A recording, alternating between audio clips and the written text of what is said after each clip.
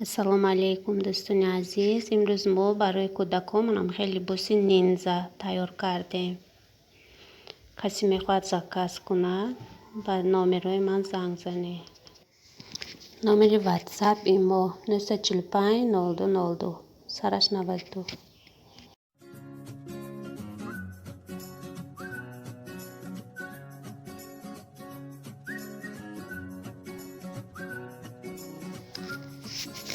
نه این لباسش برای دخترچه ها. فلاش.